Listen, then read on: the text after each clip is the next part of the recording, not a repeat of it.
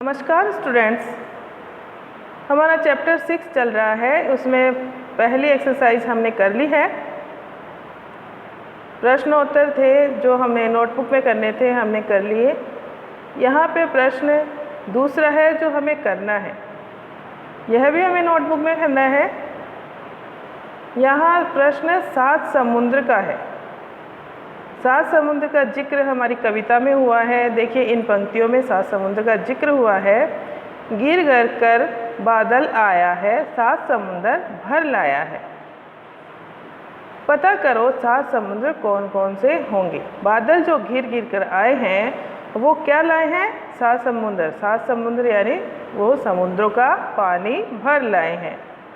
विश्व में जो 7 महासागर हैं उनके बारे में यहाँ पे बात की गई है। 7 समुद्र उन्हीं को कहा गया है।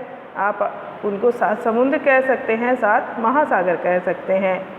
तो देखिए ये महासागर कौन कौन से हैं, इनके नाम हम पढ़ लेते हैं। पहला है प्रशांत महासागर, दूसरा हिंद महासागर, तीसरा अटलांटिक महासागर, चौथा उत्तरी ध्रुव महासागर, पांचवा दक्षिणी ध्रुव महासागर, छठा है बंगाल अरब सागर और सातवां है बंगाल की खाड़ी। ये 7 महासागर पूरे विश्व में हैं। इन महासागरों के नाम आपको अपनी उत्तर पुस्तिका में लिखने तो हैं ही और याद भी करने हैं। हम एक बार फिर से देख लेते हैं कौन कौन से महासागर हैं। सबसे पहला है प्रशांत महासागर, दूसरा है हिंद महासागर, तीसरा है अटलांटिक महासागर, चौथा है उत्तरी ध्रुव महासागर, पांचवा है दक्षिणी ध्रुव महासागर, छठा है बंगाल की खाड़ी और सातवां है अरब सागर। आप इधर ये पहले अरब सागर भी लिख सकते हो, फिर बंगाल की खाड़ी लिख सकते हो, एक ही बात है। ओके स्टूडेंट्स, नेक्स्ट क्वेश्चन है, इसी का है ख वाला। क्या सचमुच बारिश के बादल समुद्र से पानी लाते हैं? वे इतना सारा पानी कैसे लाते होंगे? आपस में बातचीत करके पता करो। तुम इस काम में बड़ों की या किताबों की मदद भी ले सकते हो। यहाँ पे आपको यह लाइनें लिखने की आवश्यकता नहीं है, सिर्फ आपको यह प्रश्न लिखना है कि क्या सचमुच बारिश के बादल समुद्र से पानी लाते होंगे? वे इतना सारा पानी कैसे लाते होंगे? ओके, इसका उत्तर है हाँ, सचमुच बारिश के बादल समुद्र से पानी लाते हैं। अब वो कैसे पानी लाते हैं?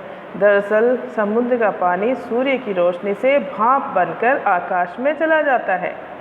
यही भाप ठंडी होकर पानी की बूंदों के रूप में धरती पर गिरती है, जिसे क्या कहते हैं? बारिश कहते हैं। स्टूडेंट्स, कई बार आपने देखा होगा कि हम गैस पे या चूल्हे पे पानी का भगोना चढ़ाते हैं और उसको 100 डिग्री पे उबालते हैं। पानी को 100 डिग्री पे उबलते हुए देखा है आपने? जब वह 100 डिग्री पे उबलने लग जाता है तब कुछ ही मिनटों में वह पानी कम होने लग जाता है। हमें पता चलता है कि पानी की मात्रा क्या हो गई है? कम हो गई है। वह कैसे होती है? क्योंकि जब पानी 100 डिग्री पे उबलता है तो वह क्या बन जाता है? भाप बनकर उड़ने लग जाता है। इसी तरह से सूर्य की रोशनी से भी भाप बनकर पानी उड़ता है।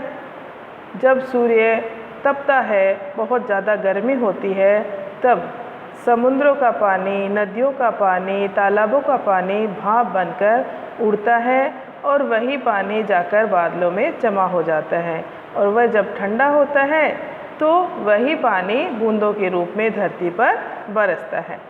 यानी कि धरती का पानी जो उड़ा था वो वापस धरती पर ही आ जाता है। ओके स्टूडेंट्स, इसी तरह से बारिश होती है। मुझे लगता है आप समझ ही गए होंगे कि बारिश कैसे होती है। चलिए नेक्स्ट प्रश्न है जो आपको अपनी पुस्तक में ही करना है। यहाँ पे आपको बारिश के ऊपर कोई कविता लिखनी है या फिर कोई लोकगीत लिखना है।